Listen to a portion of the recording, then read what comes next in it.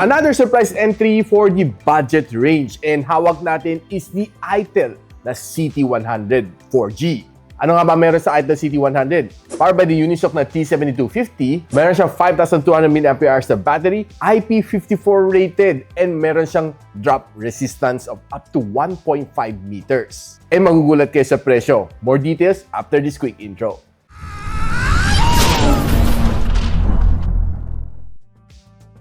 So guys, i-unbox muna natin itong media kit na pinadala sa atin ni itel, and this is the CT100 na media kit. Pag binili mo sa CT100, hindi to kasama. Just a quick disclaimer lang. Ang ganda ng kanyang box, playful. Very colorful itong kanyang media kit. Young and playful. Akala ko young and playboy. So, bubuksan ko na. Tadan! Ang dami ng laman. Meron tayong itel Watch Fit 025. Meron tayong itel Buds Neo. Meron tayong itel na mag speaker which would come together with yung itel CT100 ninyo. Pakita ko sa inyo kung paano gamitin daw later. And of course, si itel CT100. Tara, unbox muna natin.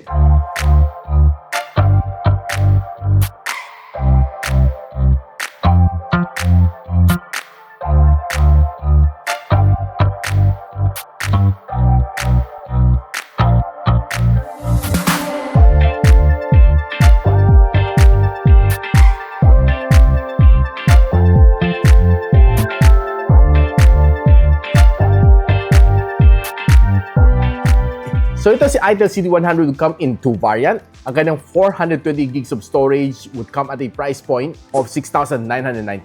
Pero meron siya early bird price at 4,399. And it can further be lowered to 3,699 if you use yung mga special vouchers na binigay sa inyo ng platform na binibilhan nyo. And most likely sa TikTok shop pa lang muna meron to. Shopee and Lazada might come soon. And of course, kanyang 820 gigs of storage will be priced at 7,999.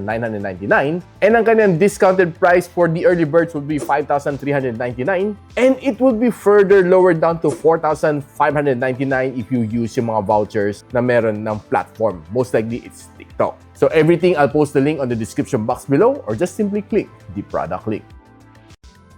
Napag-usapan na natin ang kanyang design. Honestly, I kinda like yung kanyang design. Very simple, very elegant, tingnan no. And it doesn't really look like a 3,000 pesos na phone. Honestly, pwede mo siya pagkamalan mga nasa sub 10,000 pesos na phone ang kanyang likod.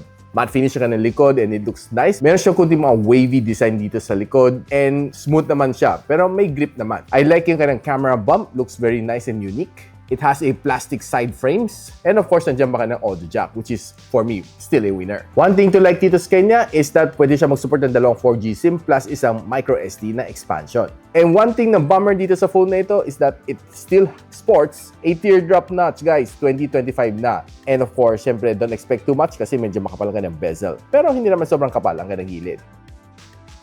Now, this one is being powered by the Unisoc na T7250, which we know it's more of a entry-level na budget na chip from Unisoc. And nung sinalang ko to sa Antutu benchmark, it gathered me a 275,000 na Antutu benchmark score. Ito ang kanyang breakdown scores. 155 ang kanyang loop score and 95% stability sa Wildlife Extreme. Ito score nakuha ko sa Geekbench sa kanyang CPU benchmark and sa kanyang GPU benchmark. Looking good naman kanyang thermals and it throttled to 95% na kanyang best performance.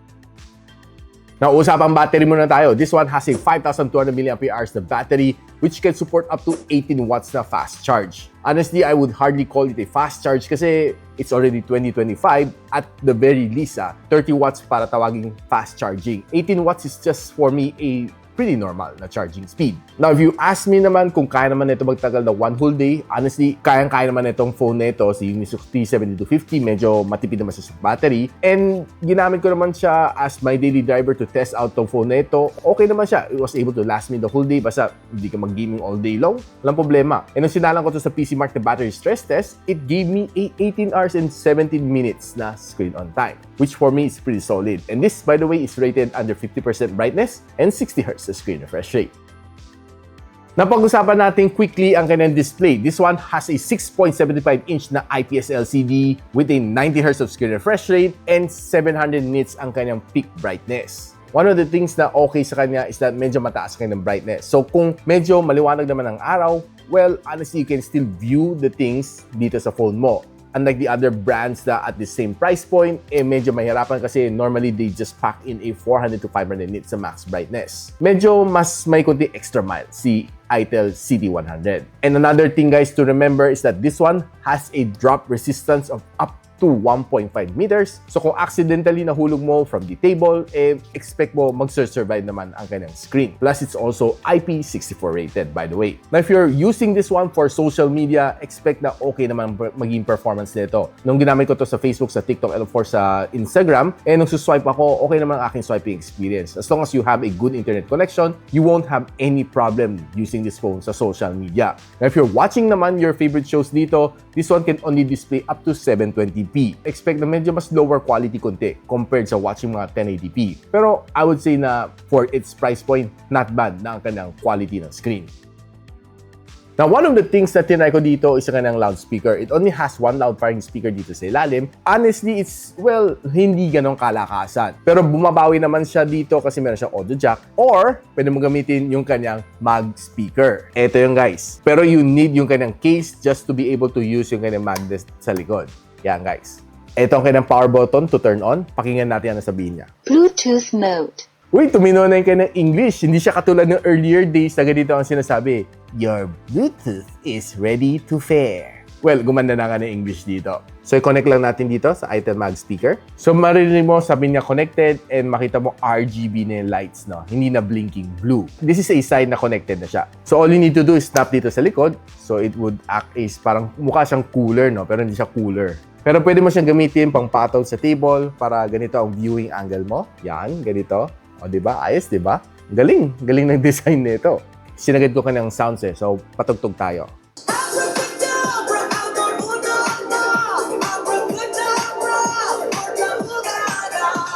Uy, maganda nga ng sounds ha. I'll be honest with you, yung kanyang sounds, no? Yung parang may bass siya na built-in. Hindi siya chipipay na speaker ha. And I would say na yung pinatpatugtog ko tong Abracadabra ni Lady Gaga, meron. Nafe-feel ko siya.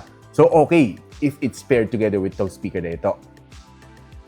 Na naglaro naman ng quick 2 games dito on this phone. I tried Call of Duty Mobile and si Honor of Kings. Pagdating kay Call of Duty Mobile, expect mo na it's going to be okay. Probably not the best experience na makukuha mo on playing CODM, pero I would say that it's quite playable. Sinet ko naman siya sa high frame rates and medium graphical settings. The result is just okay. There are some minor frame drops along the way na talagang expected ko na mafe-feel ko naman talaga dito. Pero nevertheless, I would say na okay ang kanyang touch response. Wala akong naging problema naman sa kanya. One thing to like dito sa kanya is once na nakakabit yung ITEL na mag speaker, maganda ang kanyang sounds. Honestly, it's quite good. Malakas ang kanyang sounds. You'll be hearing yung footstep ng kalaban. And another thing na I like dito sa kanya is very responsive naman kanyang screen on every single touch.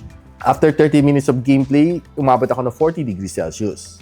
And pagdating naman sa Honor of Kings, okay din ang aking gameplay. Though I just set it to yung kanyang base, no, na settings na kaya niya. Hindi ko na tinaas ang kanyang frame rates for the reason na baka medyo mag-lag siya. Overall, yung experience was quite good and there are some minor lags along the way na I was expecting. And mapapansin mo on some occasion na yung parang kalaban nagte-teleport. So, it was really expected naman dito sa phone na ito. Since the T7250 is more of a pang everyday budget phone, not really too much geared towards the gaming category. One good thing is that it still has yung kanyang iBoost mode na pag sunlight mo from yung kanyang left corner, lalabas siya. And pwede mo i-set sa performance mode to give you a little more kick dito sa mga games na nilalaro mo. And after 30 minutes of gaming, umabot ako ng 38 degrees Celsius. Now, pag-usapan natin ang camera on this phone. This one has a 13MP na front-facing camera which can shoot you up to 1080p and 30fps. And ang kanyang front-facing camera is a 8MP which can also shoot you up to 1080p and 30fps. Okay, let's start off with some of the outdoor shot na nakuha natin from the ITEL CT100. And taking a look at this very simple shot na nakuha ko dito sa Binondo, itong puno na ito, no, it looks okay pag hindi mo zoom. Pero once na zoom mo siya, makita mo very soft ang kanyang details, halos wala ka na masyado makikita sa kanya. Na kung you're just taking a quick snap naman sa vicinity, mukhang okay naman siya, no? And honestly, pag zoom in mo, hindi mo na rin makikita yung plate number nitong kotse na ito. Pero this is probably one of the more iconic shot na nakuha natin itong Binondo Church. Looks pretty much okay, pero once na zoom in mo, same din, wala ka rin makita ang details. Pero kahit pa paano may nababasa pa ako kundi dito sa kanyang signage, Plaza San Lorenzo Ruiz and Ongbin Street. And pag kumuha ka ng mga shots na medyo maaraw, makita mo na medyo overexposed kunti yung subject dahil sa lakas ng araw. And ito rin medyo masyadong bright din tingnan si Kuya. Pero sa totoo lang, sobrang liwanag lang talaga ng araw. Pero pag tinignan mo, there are some quite details naman dito sa shot na ito. Pati itong tricycle na nakuha natin while it was moving, mukhang okay naman shot na ito. And I did try to take tong signage dito, PNP hotlines. Mukhang okay naman. Meron naman ako nakikita mga details dito on this shot. Now, further enjoying some of the shots na nakuha natin sa camera na ito, mukhang, well, okay. And nothing really impressive sa shots na nakuha natin dito using this camera. Pero at the very least, it is quite viewable naman kahit papaano. And not bad naman itong shot na ito ay laman nila Chinatown. And ito water fountain na ito, makita mo naman, there's some details naman kahit papaano ng mga tubig sprinkling down. And itong Binondo Church shot na ito is probably one of the best shots na nakuha ko on this camera. Now, I did try to take some food photography. Okay naman mga shots nito, except that parang wala masyadong buhay. Medyo hindi gano'ng katingkad ka ng color, kulang sa saturation. But the shot details is not so bad. Pati itong mga chicken na ito, pag tinignan mo, parang medyo pale tingnan. And some of these other shots on indoors, okay, pero talagang medyo hindi lang masyado matingkad ang ganang colors na na-capture natin. And pag low light naman, trying to take this snap, medyo hindi masyado ma-detail din, makukuha mo. Pero itong shot na ito is not quite so bad din. Now, if you're trying to use yung kind of front-facing camera, okay naman siya on outdoors, except na medyo mas soft siya pag zoom in mo siya. On some occasions, not so bad.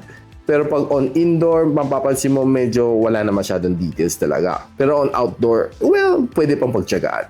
If you're using its front-facing camera, pag against the sunlight ka, mapapansin mo na medyo a bit overexposed siya konti. Pero not so bad. Hindi siya sobrang tagtag to my surprise. And this is yung kanyang rear camera shot. Parang mas stable pa kayo front-facing camera compared sa kanyang rear camera. Pero ang kanyang rear camera can get you some better videos compared sa kanyang front-facing camera. Now guys, ano masasabi ko dito sa bagong ITEL CT100? It's probably a very new series na nilabas si ITEL, and this is geared towards yung mga medyo mas budget-conscious na consumer. Looking for a tough phone without breaking the bank, and yung kanyang battery endurance is quite good. Pagdating naman sa multitasking, kayang-kaya handle na ito phone na ito, walang problema. Except that if you're planning to play mga mid-level games or mga AAA games, medyo mahihirapan nga ng dalaga dito. Pero if you're playing mga Mobile Legends, Call of Duty Mobile, Honor of Kings, PUBG, I think walang problema naman dito. Now, if you can grab this phone at 3,699 para sa kanyang base variant, I would say this is definitely a steal. So don't forget to click the link on the description box below para malaman nyo kung saan siya pwede mabili with the promo. So if you like this video, guys, don't forget to share it to your friends. And a quick sub sa aking channel is definitely awesome. I'll see you in my next video. And so, ako para si Richmond, and you're watching Gadget Sidekick. What's up? Like and subscribe to my channel. Don't forget to hit that notification bell. For one of my latest uploads, click the dito. And for one of my popular uploads, click here.